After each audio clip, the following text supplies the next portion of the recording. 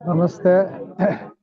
Today we will start today's program with the universal invocation.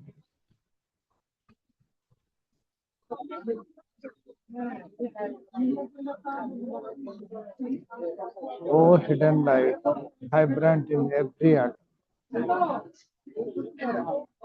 O hidden light, shining in every creation. O hidden love, embracing all in one. May each fulfill himself as one. No, he is also one with everyone. Let us remain silent for a moment.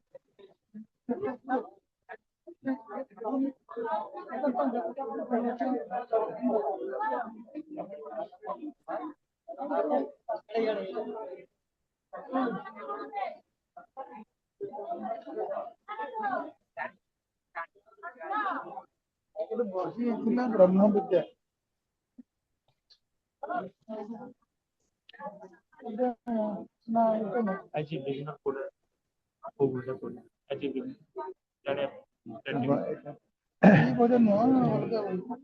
Colour change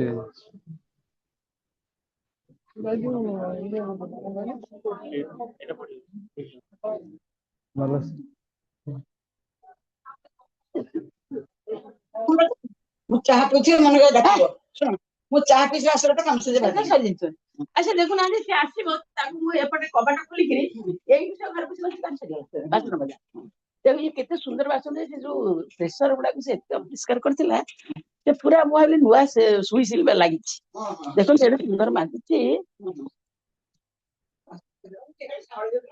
हां हां खाली से खाऊ देबो ए ठाकुर बासन भी तैयार करबो देखो जे कबेटे उठे नुआ मिस्टेक लागि केमति माजिस देखिले हमरा काडी के माजो सफा के माजो जम्मा माजो ना दिला से गोटे सेकंड परा हमर ए घर टिके बड़ अछि माने कना हमर एटे अलमारी हिज बोले मोर भी अलमारी स्टार्ट होइसे एटे एटे बड़ अलमारी हां किंतु नहीं today's program.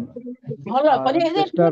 Sushma Srivastava, the speaker. ना मोर त किछ नै अच्छा साबे पुनी खाली देखो एटा केमति पूरा परिष्कार से खाली सिउड़ी एति पड़तला मु हाथ मोर करी मु हाथ बिंदला दिने आ से सिना छाडी के पळै जे मते कोन स्कूलटा बनाउती एति की बळ रे Sushma Srivastava, सेटा किंतु भारी परिष्कार her educational qualification. से मन रखिथिबो बुझि परले लुगा टिके मोर हाथ She is MA, DPhil, MCET district designate as a, she retired as a assistant professor, ancient history in Bhagat Taran, PG College, University of Allahabad. She is a life member of Theosophical Society, Indian section, member of Anand Lodge, Theosophical Society, Allahabad.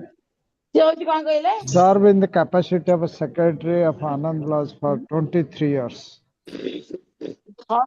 Served in the capacity of manager of Anand Mandir School, Theosophical Society. She is a former UP Federation lecturer and at present National Lecturer of Theosophical Society, Indian section.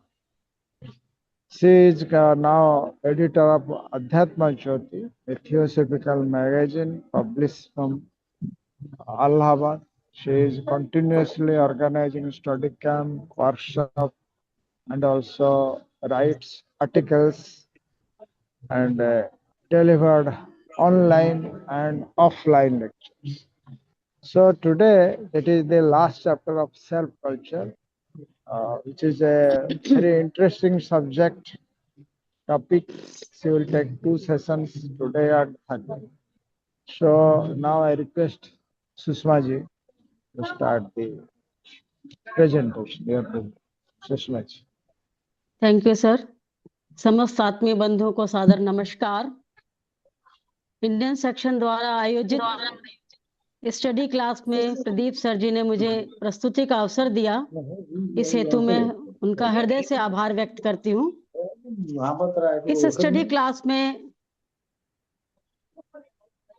Professor I K. Taimni द्वारा लिखित पुस्तक self culture, the problem of self discovery and self realisation in the light of occultism का अध्ययन कई सत्रों से चल रहा है।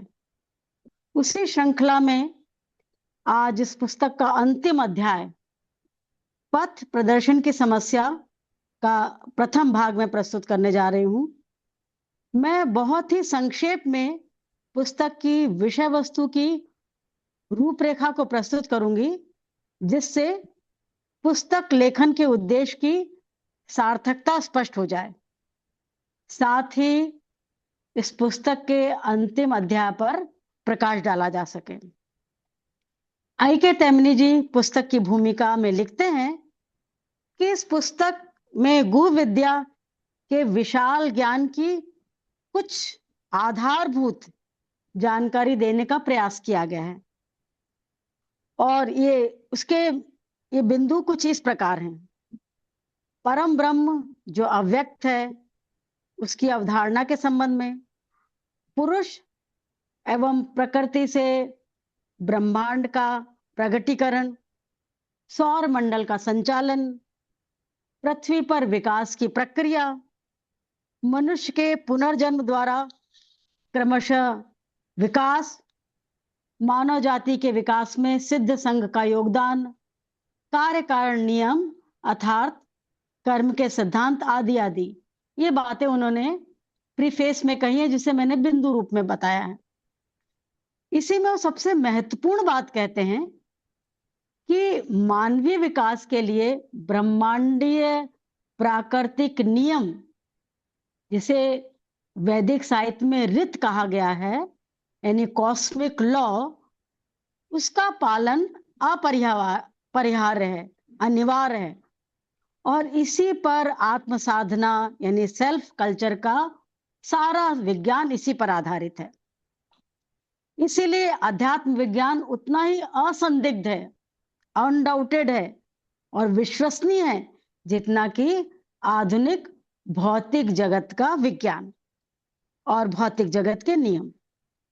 वो प्रथम खंड में आत्म साधना के सैद्धांतिक आधारों का उल्लेख करते हैं। इसमें सृष्टि के प्रगटीकरण की व्याख्या की है, सौर मंडल के 7 लोग जो अंतर्व्याप्त हैं उसका उल्लेख है, जीवात्मा के रूप में दिव्य चेतना का अवतरण एवं आरोहण की प्रक्रिया का उल्लेख है। और वो कहते हैं कि मोनेड जो डिवाइन स्पार्क है, विशुद्धात्मा है, जो अपने वो यात्रा के क्रम में नीचे उतरता है तो वो निम्न स्व के आवरण में आबद्ध हो जाता है, और उन भ्रमों से, उन आवरणों से मुक्त होकर अपने दिव्य स्वरूप की पहचान करना ही सेल्फ रियलाइजेशन या स्वानुभूति है या आत्मबोध है, और अंततः वह जीवात्मा एकत्व प्राप्त कर लेती है। द्वितीय खंड में आत्म संयम एवं आत्म साधना हेतु समस्याओं की विवेचना एवं विश्लेषण किया गया है। विभिन्न लोकों में दिव्य जीवन एवं चेतना की अभिव्यक्ति के लिए मनुष्य अपने कोशों को कैसे सक्षम बनाए, कैसा उनका शुद्धिकरण करे, कैसा परिष्कार करे, उन कोशों की संरचना कैसे हुई है, आदि विधियों पर प्रकाश डाला गया है। भाग 3 में आत्म अनुसंधान यानी सेल्फ डिस्कवरी और आत्मानुभूति की समस्या तथा उनसे संबंधित टेक्निक्स का उल्लेख है, जिससे साधक आत्मानुभूति हेतु अपने मन की भूमि को तैयार कर सके। अब मैंने ये भूमिका इसलिए बताई क्योंकि अंतिम चैप्टर है, तो इस जो पहली बार सुन रहे हैं या बहुत समय हो गया, ये पुस्तक हम लोग बहुत लंबे समय से अध्ययन कर रहे हैं, तो हमें ये जानकारी हो कि इस पुस्तक की विषय वस्तु क्या है, और उसके आलोक में वो हम जो अंतिम अध्याय है उस पर प्रकाश डालेंगे। अब अंतिम अध्याय का विषय है पथ प्रदर्शन की समस्या, और जिसे अंग्रेजी में जो पुस्तक है उसमें लिखा है द क्वेश्चन ऑफ गाइडेंस। उल्लेखनीय है कि पथ प्रदर्शन की समस्या आध्यात्मिक जीवन में ही नहीं, भौतिक जीवन में भी जीवन के विभिन्न क्षेत्रों में उठती है। जैसे एक मैं उदाहरण के माध्यम से इसको स्पष्ट करना चाहूंगी कि जैसे सभ्यता के आदिम काल में एक नाविक जो समुद्र यात्रा करता था तो अनेक बार वो दिग्भ्रमित हो जाता था और वो अपने गंतव्य तक नहीं पहुंच पाता था। हम लोग कोलंबस और वास्को की सब जो है ये घटना जानते हैं। तो बाद में वह दिशा सूचक यंत्र यानी कंपास ले जाने लगा, खगोलीय नेविगेशन यानी सितारों की दिशा से अपनी दिशा तय करने लगा, समुद्री चार्ट का उसने सहारा लिया, और आजकल तो जो जीपीएस सिस्टम है, ग्लोबल पोजिशनिंग सिस्टम, उससे वह उपग्रहों की दिशाओं का प्रयोग करके बहुत सटीक जानकारी प्राप्त कर लेता है। अब मनुष्य ने अपनी यात्रा सरल कर ली और बिना भटकाव के वह अपने गंतव्य तक जो है वह बहुत कम समय में वो पहुंचने लगा बिना भटके। और उस गंतव्य तक पहुंचने के लिए और भी टूल्स की आवश्यकता होती है। ये मैंने सिर्फ ये बताया कि दिशा निर्देशन के लिए वो क्या करता है, खाली ये टूल्स ही पर्याप्त नहीं है, उसके अलावा भी बहुत सी चीजें हैं। जैसे कालांतर में जब नाविक सतत यात्रा करने लगे, कंटिन्यूअस यात्रा करने लगे, अपना उसमें प्रयास इनपुट करने लगे और बड़े दूर दूर की यात्रा के लिए बड़े करेजियसली वो जो है यात्रा के लिए चल देते थे, तो वो गंतव्य तक बहुत बिना बाधा के और शीघ्र पहुंचने लगे। तो अब बताइए कि जब हम जीवन के इस भौतिक संसार में की यात्रा में हमको इतने जो है वह सावधानी बरतनी पड़ती है, इतने हमको दिशा निर्देश लेने पड़ते हैं, तो जो जीवन की यात्रा का मार्ग है वो कितना दुष्कर होगा। और फिर हमको इस वृहद संसार से होकर जाना है। तो आईके तैमनी जी कहते हैं कि अब वो अपने विषय पर आते हैं। वो कहते हैं कि जब विकास क्रम में मनुष्य पशु योनि से मनुष्य बनता है तो वह आत्म प्रदीपन यानी सेल्फ इल्यूमिनेशन, सेल्फ डिटर्मिनेशन एवं स्वतंत्र होने का भाव उसमें रहता ही नहीं है। इसी पुस्तक के 11वें अध्याय में वो लिखते हैं कि मानव जीवन धारण करने और जीवन मुक्त होने के बीच उसको 777 जो है वो जीवन यापन करने पड़ते हैं। और वो कहते हैं इसमें 700 जो जीवन है वो तो मनुष्य बिल्कुल असभ्य और सेवेजरी लाइफ बिताता है, बिल्कुल आदिम जीवन भी बिताता है वो, और 70 जो जीवन होते हैं वह कुछ सभ्य अवस्थाओं के अनुभव प्राप्त करता है वो। तो यानी उसके 770 जो जीवन तो इसी में गुजर जाते हैं, और जब शेष 7 जीवन बचता है तो वह उसको तब वो जागृत होता है और अपने मुक्ति के मार्ग पर वो चलने के लिए शुरुआत करता है। उल्लेखनीय है अब कैसे वो शुरुआत करता है। उल्लेखनीय है कि विकास की प्रारंभिक अवस्था में पथ प्रदर्शन बाहरी स्रोतों से प्राप्त होता है। हम एक बच्चे का उदाहरण लें, जब वो चलना सीखता है, घुटने से चलता है, खड़ा होता है, गिरता है, फिर वो किसी का सहारा लेता है और अंत में वो स्वतंत्र रूप से चलने लगता है।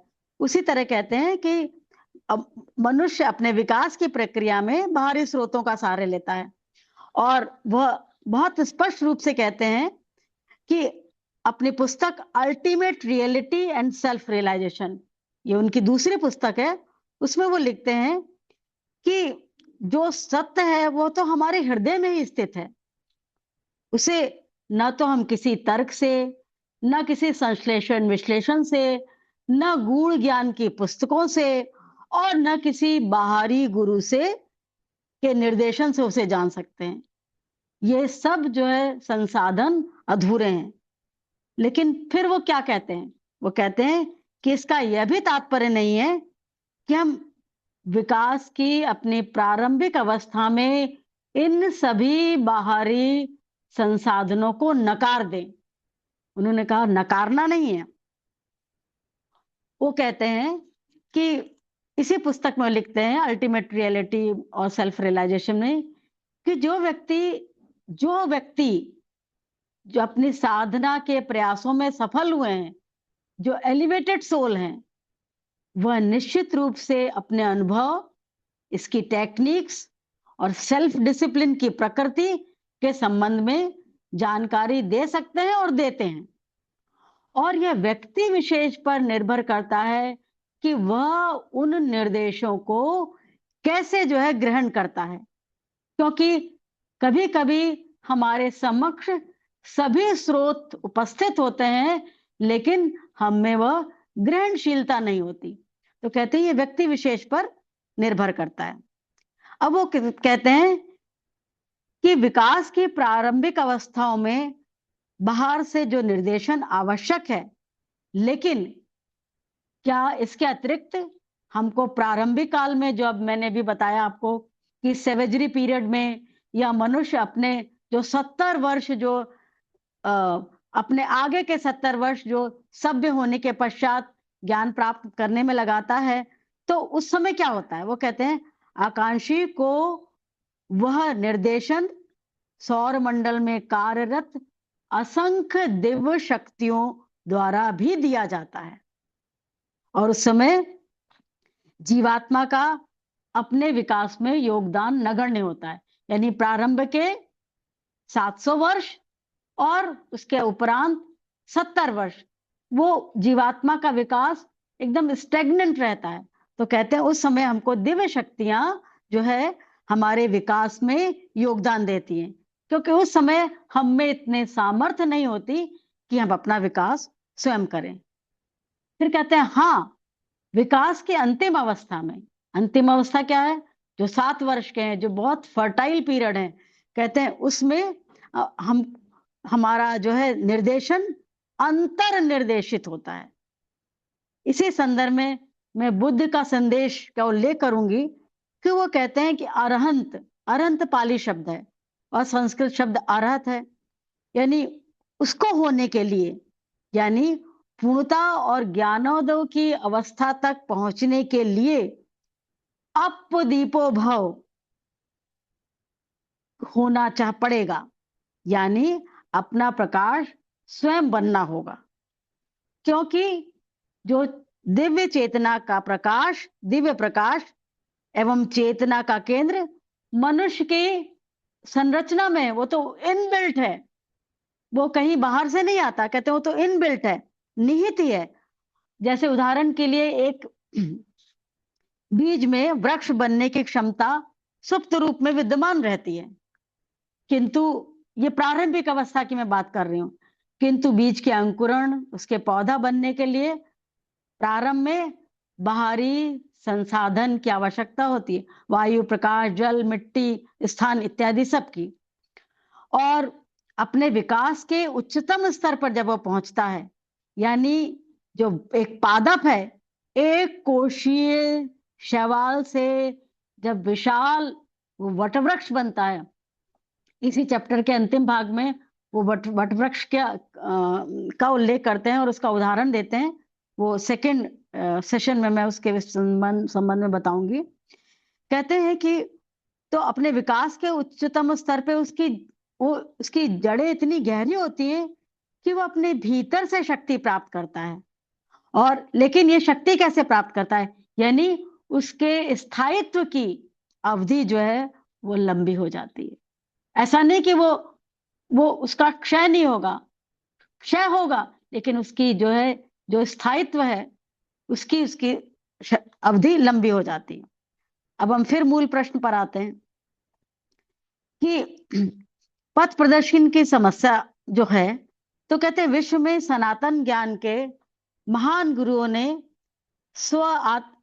आत्मबोध और स्वानुभूति से संबंधित पुस्तकों में इस सत्य की ओर बार बार इंगित किया है कि जिस अनंत सत्य की खोज के लिए खोज तुम कर रहे हो, बाहर भटक रहे हो, वो तो तुम्हारे भीतर ही है।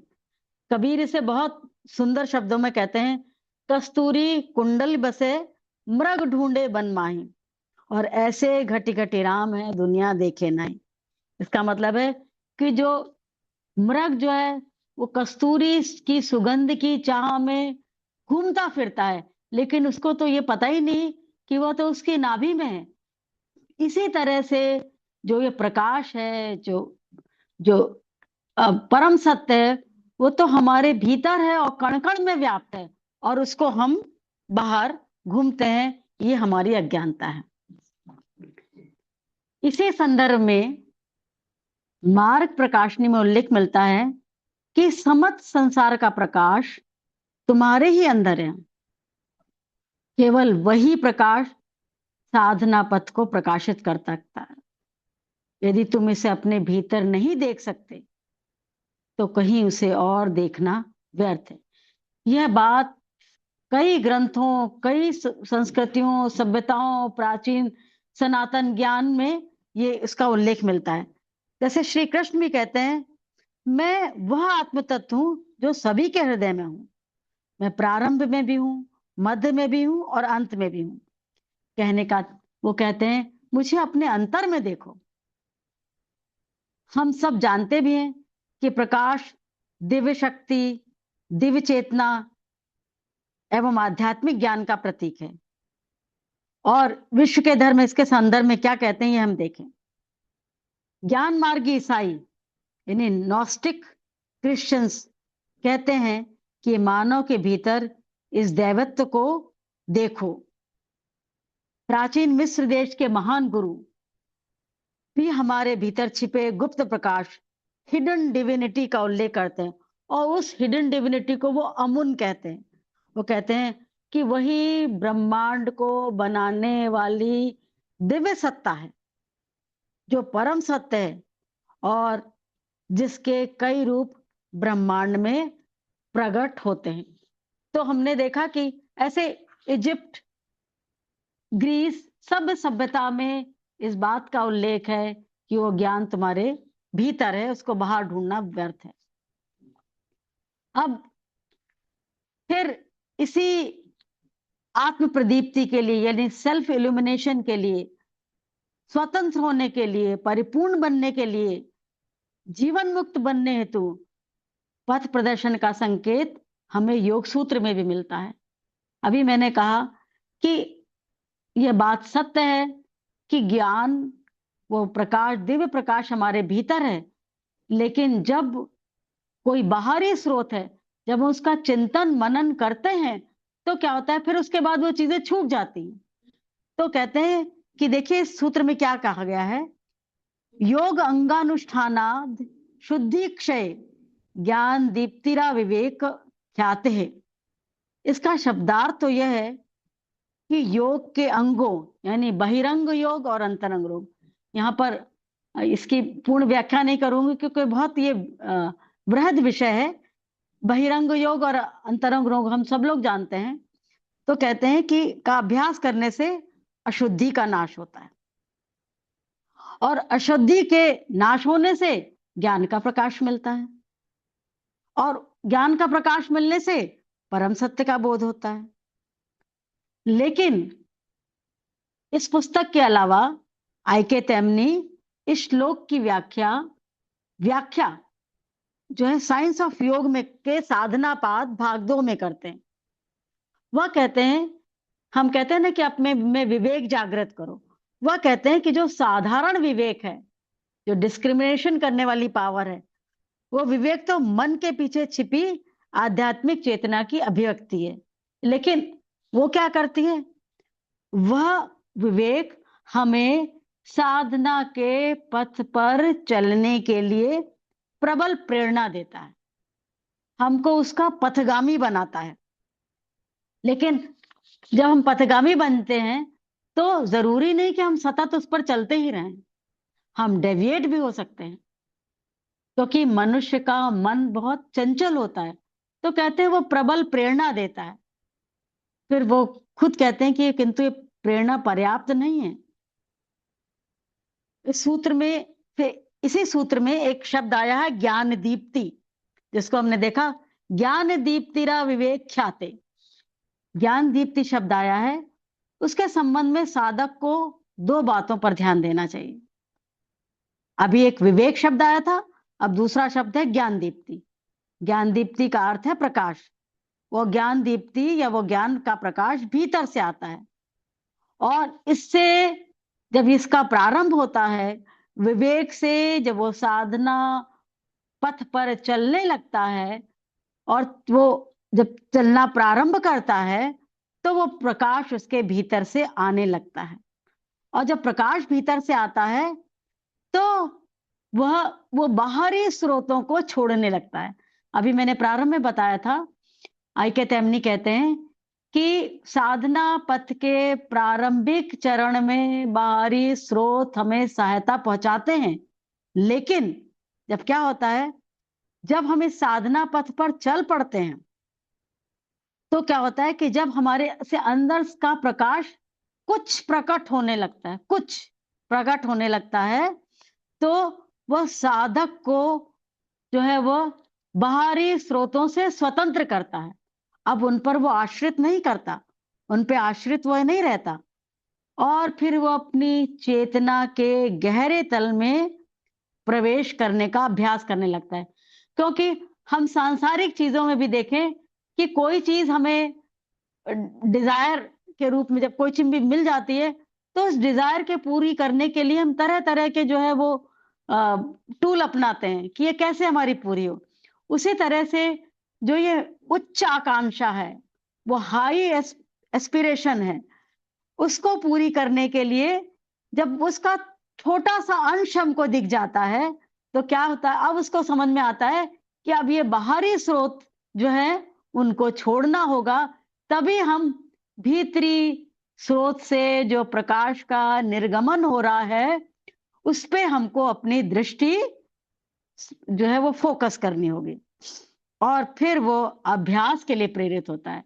पहले तो उस पथ पे चलने के लिए प्रेरित होता है।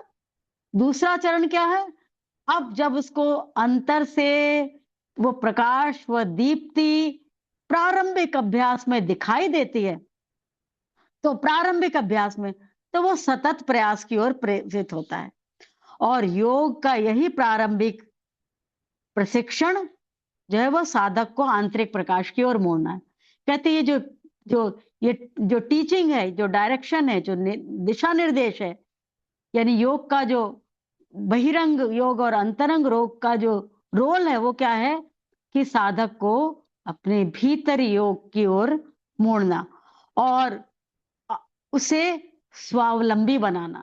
अब वो किसी पे आश्रित नहीं रहता, क्योंकि हमारी जब कोई डिजायर्ड चीज यानी या दिख जाती है, तो फिर हम उसको प्राप्त करने के लिए, क्योंकि वो उस दिव्य प्रकाश का जो आकर्षण है वो सांसारिक आकर्षण जैसा नहीं है, तो जब वो दिव्य प्रकाश हमको दिख जाता है, तो हम फिर उस सतत अभ्यास से उस प्रकाश को और विस्तार से देखने की उत्कंठा जागृत हो जाती है। तो कहते हैं अब जो है साधक है वो बाहरी आश्रय को छोड़ देता है। लेकिन अब दूसरा प्रश्न कहते हैं ना कि इस संबंध में, ज्ञान दीप्ति के संबंध में हमको दो बातें ध्यान रखनी है कि हमें अभ्यास करना है, और दूसरा यह है कि जब आंतरिक प्रकाश जो बढ़ता है तो ऑल ऑफ अ सडन नहीं बढ़ता, एकाएक नहीं बढ़ता, और तब तक बढ़ता है जब तक कि विवेक ख्याति तक नहीं पहुंच जाता। जैसे कहते हैं ना कि हमने प्रारंभ किया, हम मार्ग के मध्य भाग में पहुंचे, अब जो है हम अपने लक्ष्य के समीप पहुंच रहे हैं। तो पहले तो हम पथ पे चले, फिर हम उसके अपने पाथ के मध्य मार्ग में पहुंचे, और फिर हम लक्ष्य के समीप पहुंचने लगे, क्योंकि और ये चरण दर चरण होता है। तो कहते हैं कि वो ऑल ऑफ सडन नहीं बढ़ता। यदि ऑल ऑफ सडन बढ़ेगा तो शिष्य में भी उतनी क्षमता होनी चाहिए कि उस प्रकाश को वो ग्रहण कर सके। तो वो जब तक बढ़ता है जब तक वो विवेक ख्याति, उसके लिए उन्होंने विवेक ख्याति शब्द इस्तेमाल किया है। इस पतंजलि योग में जो उसने व्याख्या की गई है, उसमें कहा है कि जब तक वो विवेक ख्याति की स्थिति पर यानी अल्टीमेट पॉइंट से के करीब नहीं पहुंच जाता, तब तक वो प्रकाश धीरे धीरे धीरे धीरे बढ़ता रहता है। और जब साधक लक्ष्य के निकट पहुंच जाता है, तब वो आंतरिक प्रकाश जो है प्रबल हो जाता है। उसकी भी चेतना का विस्तार, जब उसकी चेतना का विस्तार होता है, उसी के अनुकूल उसको वो प्रकाश दिखाई देता है। और चौथा चरण क्या है कि जब उसका अल्टीमेट रियलिटी से साक्षात्कार हो जाता है और वह उसी प्रकाश के मूल स्रोत में, यानी जो स्वयं प्रकाश है, हम जहां जो प्रकाश की बात कर रहे हैं, वो प्रकाश किसका प्रतीक है? वो प्रकाश उस अल्टीमेट सत्य का प्रतीक है। तो वो अल्टीमेट सत्य प्रकाश है। तो जब विवेक ख्याति के पॉइंट तक पहुंच जाता है, तब क्या होता है कि फिर अंततो गत्वा वह उस प्रकाश, जो प्रकाश का स्रोत है, अल्टीमेट सत्य है, उस में वह मिल जाता है, उससे उसका साक्षात्कार हो जाता है। और इस प्रकार वह कैवल्य की स्थिति और उससे एकत्व हो जाता है और वो कैवल्य की स्थिति प्राप्त कर लेता है। तो यानी वह जीवन मुक्त हो जाता है, वह निर्वाण की स्थिति में पहुंच जाता है, वह उसको स्वानुभूति हो जाती है। तो कहते हैं कि इस श्लोक में 4 शब्द महत्वपूर्ण है: विवेक, ज्ञान दीप्ति, विवेक ख्याति और कैवल्य। यानी उस सत्य से कैवल्य, यानी उस सत्य से वो केवलिन हो जाता है, उस सत्य से उसकी एकत्व स्थापित हो जाता है। जय कृष्ण मूर्ति भी एक जगह कहते हैं कि हम जो है उस रियलिटी को स्टेप बाय स्टेप जितना गहरे डूबते हैं उतना ही पाते हैं, उसको हम सरफेस पे नहीं देख सकते। उसके लिए गहरे अपनी चेतना को गहरे स्तर पर उतारना होता है। अब इन सब उक्तियों की व्याख्या के बाद आईके तैमनी कहते हैं कि साधक के मन में अब यह दृढ़ विश्वास हो जाना चाहिए कि उसे पथ प्रदर्शन भीतर से ही प्राप्त होगा। और इसके अतिरिक्त प्रत्येक साधक के मन में 2 बातें स्पष्ट होनी चाहिए कि उसका निर्धारित लक्ष्य क्या है। यानी अब उसकी व्याख्या वो बाद में करेंगे अंतिम उसमें कि उसका निर्धारित लक्ष्य क्या है। तो कहते हैं कि प्रथम प्रश्न का उत्तर स्पष्ट है कि व्यक्ति विशेष अपनी प्रवृत्ति, अपने संस्कार, अपने वातावरण, अपने जीवन के अंतिम चरणों में वह विकास के जिस सीढ़ी पे या पायदान पे होता था, उसी के अनुरूप वह अपना लक्ष्य निर्धारित करता है। लेकिन दूसरा जो अंतिम लक्ष्य है, वह सभी आकांक्षी, सभी एस्पिरेंट्स के लिए, सभी साधक के लिए एक ही है कि वह सभी भ्रमों से, सभी से दुखों से मुक्ति करके, आत्मबोध प्राप्त करके प्रेम युक्त जीवन को वह जिए, प्रेम मुक्त जीवन उसको प्राप्त हो। और इसकी फिर उसकी एक विशद व्याख्या कि वो एक अन्य सूत्र में करते हैं, इसी सेल्फ कल्चर में ही करते हैं। वो कहते हैं कि सा पूर्वेशामपि गुरु कालेनान वच्छेदात। वो कहते हैं कि अब हमने ये पढ़ लिया, कहते हैं ये गुरु कौन है, ये प्रकाश कौन है, ये ईश्वर कौन है। वो खुद ये प्रश्न उठाते हैं। वो कहते हैं कि वह ईश्वर सबके पूर्वजों का भी गुरु है, सबके पूर्वज हैं उनका भी वो गुरु है, क्योंकि वह काल की सीमा से परे है, वो काल से नहीं बंधा। तो इससे ही हमको अनुमान हो जाता है कि वह सांसारिक जो है वो शरीरधारी गुरु नहीं है। तो कहते हैं वह ईश्वर जो काल की सीमा से परे है।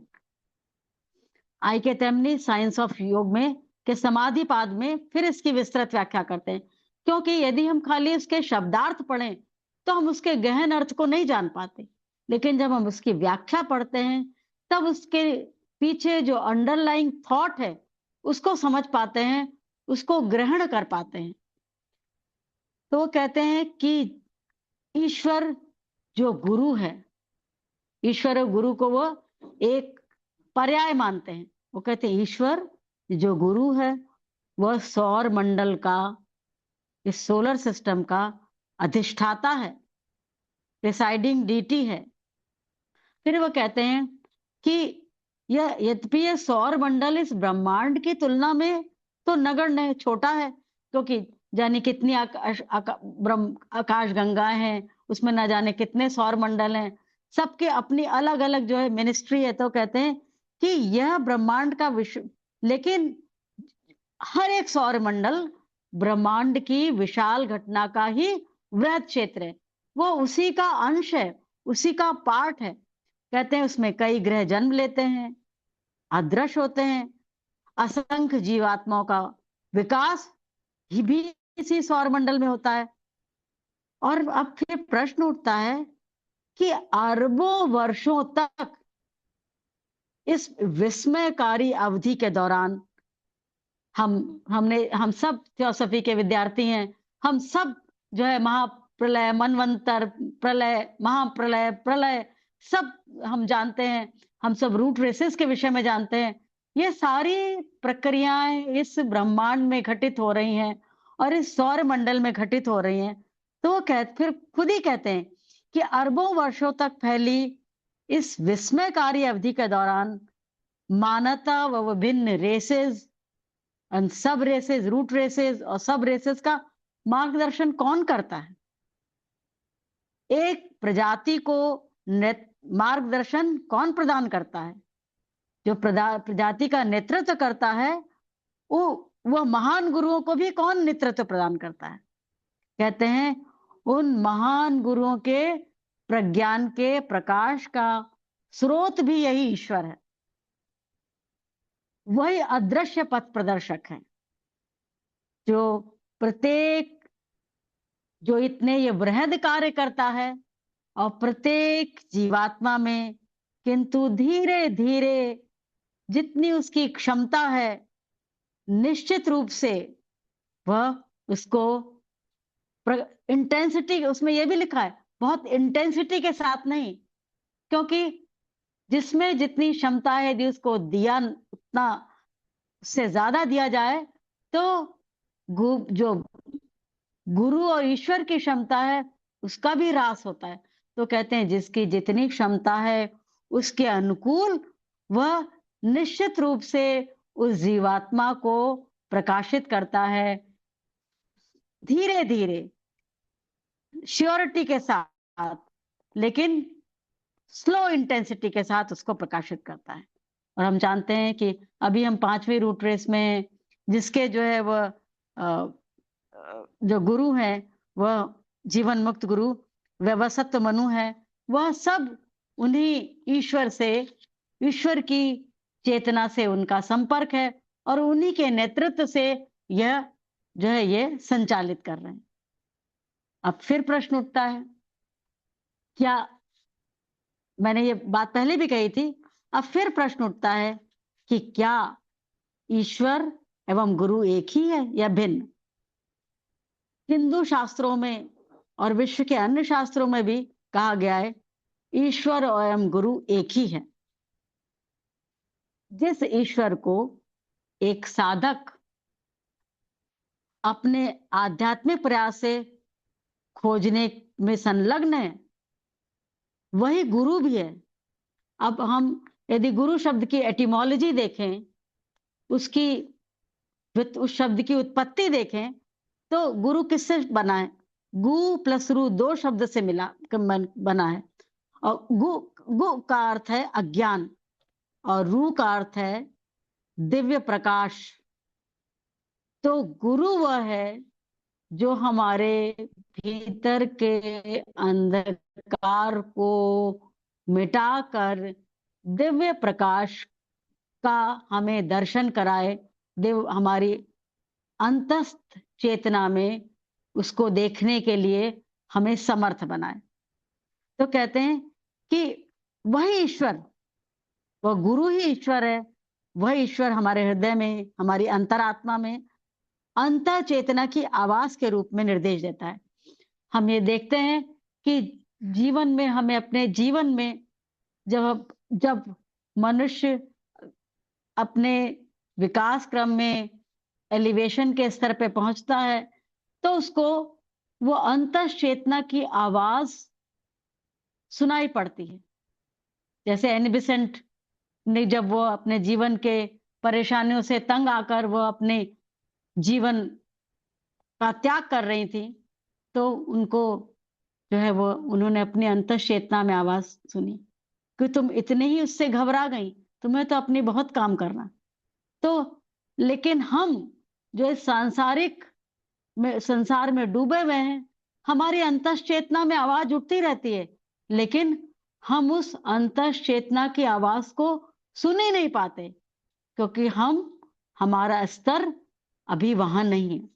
लेकिन जो अंदर का न्यायकर्ता, अंदर का गुरु, अंदर का ईश्वर हमें हमेशा सचेत करता है क्योंकि उसका वह अपना गुणधर्म जो है वो पूरा करता है। वो कहते हैं कि वह अपनी की अंतः चेतना की आवाज के रूप में हमें निर्देश देता है और लेकिन हम उसको कभी ग्रहण कर पाते हैं, कभी नहीं कर पाते। और बाद में नीरव नाद, वॉइस ऑफ साइलेंस के रूप में हमें निर्देश देता है। वॉइस ऑफ साइलेंस में इसके बहुत पहले जब 3 उसके खंड है उसमें पहले हम जो है hall of ignorance, hall of learning, hall of wisdom, तो जब हम हॉल ऑफ लर्निंग में पहुंचते हैं तब हमको अंतः चेतना से आवाज होती है, तब हम उसको सुनने की कोशिश करते हैं। फिर हॉल ऑफ विजडम में पहुंचते हैं तो वॉइस ऑफ साइलेंस जो डिवाइन टेम्पल है जब उसमें प्रवेश करते हैं तब भी हमारे अंदर जो फुसफुसाहट होती है, जो उस नीरवता में फुसफुसाहट होती है, तब हम उसमें सुनने में यदि समर्थ हो सके तो हम जान पाते हैं कि हम उस दैवीय मंदिर में प्रवेश के अधिकारी हैं कि नहीं। तो कहते हैं कि जब हमारी अंतः चेतना का विस्तार होता है तभी हम उस नीरव नाद को सुन सकते हैं। तो अंत में जो सभी जो व्याख्या की, जो पथ प्रदर्शन की समस्या की, उसकी व्याख्या कबीर बहुत अच्छे शब्दों में करते हैं। वो कहते हैं, वो अपने वर्ष में कहते हैं कि इस घट अंतर बाग बगीचा इसी में सृजनहारा। कहते हैं हमारे भीतर ही सारे जो है वो खूबसूरत फूल हैं, गार्डन्स हैं और इसी में उसको बनाने वाला है। इस घट अंतर 7 समंदर, 7 समंदर इसी में 9 लाख तारा, 9 लाख तारे भी इसी में, यानी प्रेशियस ज्वेल्स इसी के अंदर है। ये ज्वेल्स माने ये कॉन्क्रीट फॉर्म में ज्वेल्स की बात नहीं आ रही, यानी वो सद्गुण, जो हमारे सद्गुण हमारे भीतर हैं वो छुपे रूप में है। हम यदि उसको पहचान जाएं तो उसका पालन करने लगे। इस घर अंतर पारस मोती इसी में परखन आ रहा, हम ही वो उसको पहचान वाले हैं क्योंकि एक परखन आ रहा ही पहचान पाता है कि कौन सा जो है वो ज्वेल जो है वो प्योर है और कौन सा जो है ज्वेल वो इम्प्योर है। तो कहते हैं कि इसी के अंदर परखन आ रहा है, लेकिन हम उस स्टेज तक तो पहुंचे।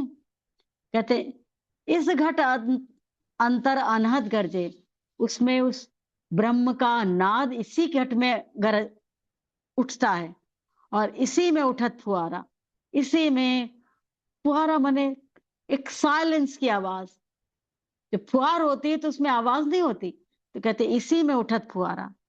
कहत कबीर सुनो भाई साधु, इसी में साईं तुम्हारा, जो तुम्हारे इसी में तुम्हारा वो सत्य अल्टीमेट रियलिटी, इसी में वो दैवत्व है, हिडन है, उसको तुम एक परखनहार बनकर गहरे डूबकर, क्योंकि यदि हम समंदर से कोई मोती निकालना चाहते हैं तो वो सरफेस पर नहीं होता, उसके लिए हमको गहरे डूबना पड़ता है। अब हम गहरे डूबते हैं तभी हमको वो ज्वेल वो मिलता है।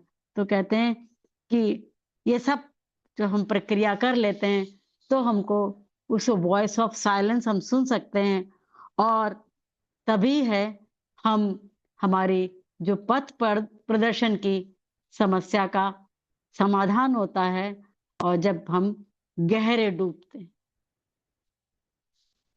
धन्यवाद। आज पहला भाग मैं यही समाप्त करती हूँ।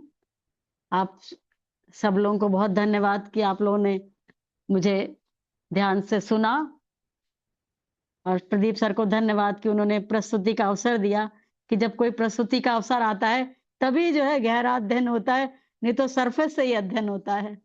और अध्ययन कितना हो पाया उसकी कोई अध्ययन की कोई सीमा नहीं है।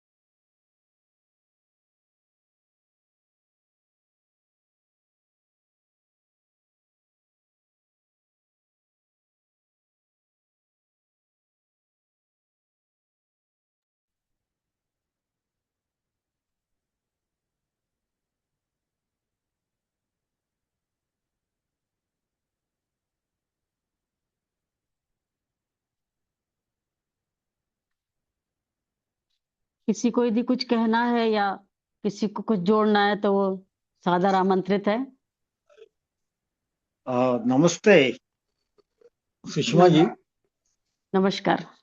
बहुत अच्छा, अपने गहन विषय को बड़ी ओजवती प्रभावी वाणी के साथ में हिंदी में बहुत अच्छा एक्सप्लेनेशन किया है, क्योंकि ये बहुत गहन विषय है और अंतर का सफर ये सबके लिए थोड़ा कठिन होता है।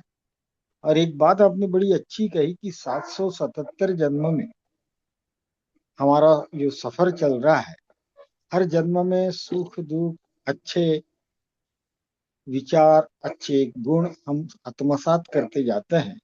और एक जन्म ऐसा होता है जहां हमें लगता है कि हम कोई लिंक, कोई कड़ी टूट गई है।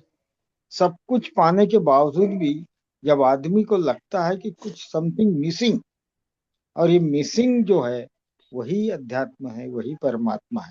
और किसी जन्म में हम इससे जुड़ जाते हैं, फिर और अनेकों जन्म होकर उसमें प्रगति कर। बहुत अच्छे से आपने समापन किया, बहुत बहुत धन्यवाद आपका। Thank you. Thank you.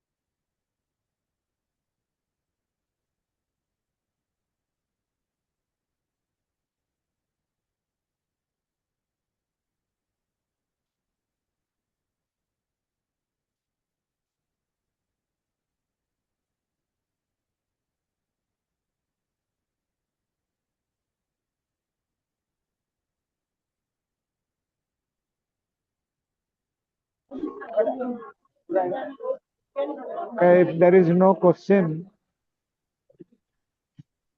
Yeah. so we'll close the session today for today. Sushma ji, you can have the closing prayer. Okay. असतो मा सद्गमय तमसो मा ज्योतिर्गमय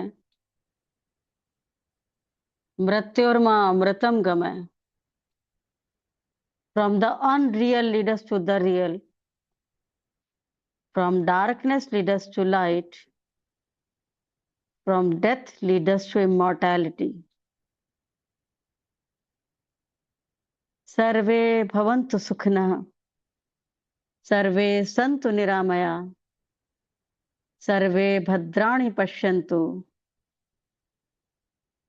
मा कश्चित् दुःखभाग् भवेत्.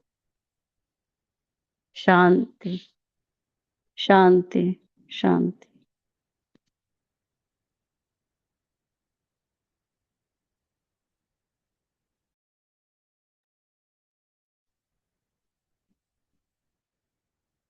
धन्यवाद Thank you, Pradeep sir. Sushma ji. Thank you. जी. धन्यवाद.